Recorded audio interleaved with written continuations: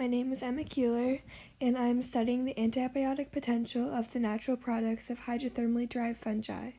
This short video is going to explain my rationale for screening fungi from the hydrothermally active Guaymas Basin. Two of the three reasons are my personal theories.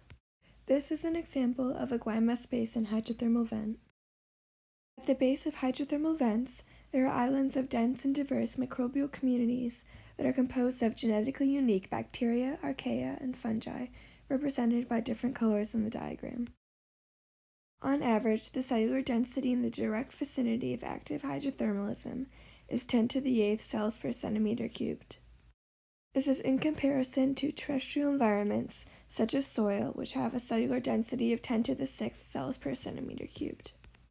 In Guaymas Basin hydrothermal sediment, the unparalleled cell density results in heightened levels of interaction among microorganisms. On the far right of the diagram, you see a fungal cell in close proximity to several bacterial cells. The different colored dashes symbolize different defensive metabolites synthesized by the fungal cells in order to inhibit the bacterial competitors. Since the fungal cell competes with many genetically distinct bacteria, it has highly adapted defensive mechanisms.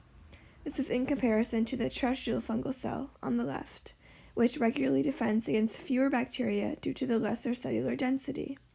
Naturally, the terrestrial fungal cell has decreased defensive mechanisms due to the lack of competition in its original habitat. Defensive metabolites are synonymous with raw antibiotics. This means that the derivatives of the hydrothermally derived fungal cell are more clinically relevant than those produced by the terrestrial fungal cell. This is because the deep-sea fungus has stronger defensive mechanisms in response to the high levels of microbial competition. This is the first of my theories. I call it the cellular adaptation to pressure theory. The Guaymas Basin is situated 2,000 meters below sea level, and because of this, the pressure there is 201 atmosphere, or 2,954.7 psi.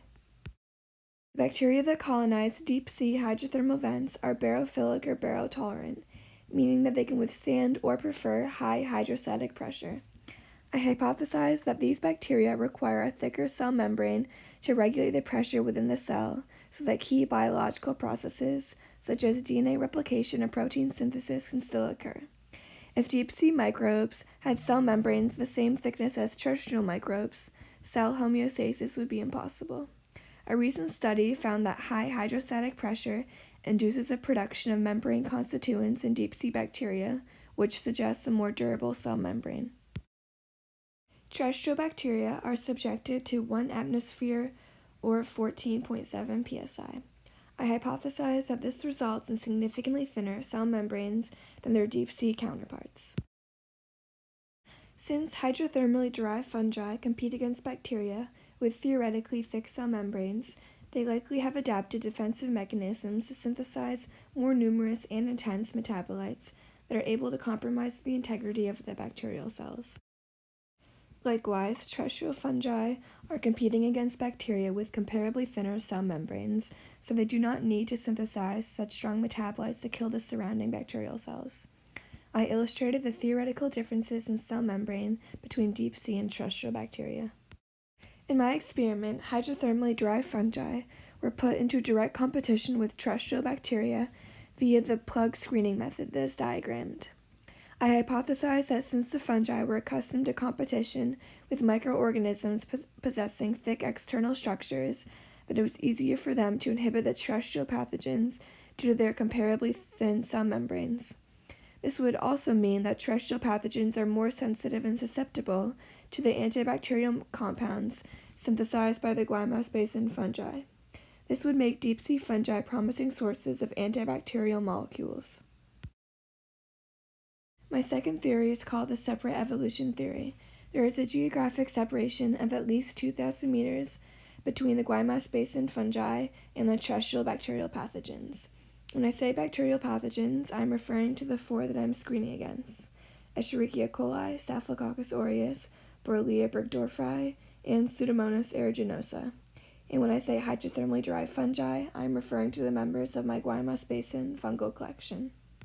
This significant geographic separation suggests that the terrestrial pathogens and deep-sea fungi have been evolving and adapting independently for millions of years.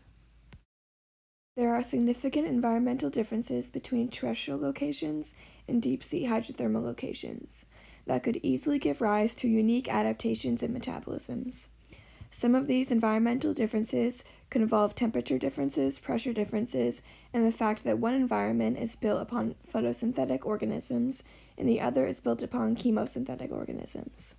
I believe that since the Guaymas Basin fungi have been separated from terrestrial pathogens for so many years, they can likely synthesize molecules that are chemically distinct from those that the pathogens are accustomed to defending against, i.e. those produced by terrestrial fungi. The antibacterial molecules synthesized by the fungi could have modes of action and cellular targets completely distinct from those existing in terrestrial-derived antibiotics.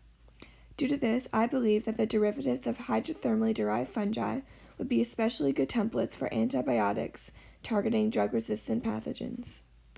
I recently read a 2015 report by Nur Hassan and others that describes the discovery of a bacteria from a deep-sea hydrothermal vent called Vibrio antiquaris that is closely related to the pathogen Vibrio cholerae, which causes cholera.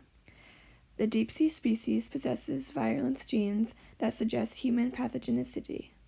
This opens up the possibility that deep-sea fungi are accustomed to competing with close genetic relatives to terrestrial pathogens, which would possibly have similar biological characteristics.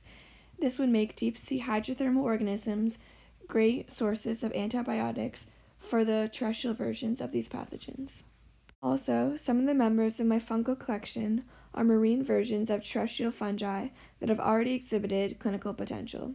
For example, Penicillium chrysogenum, which produce penicillin. Using the products of marine Penicillium chrysogenum is a logical way to get around the resistance of penicillin without losing the clinical potential of the derivative.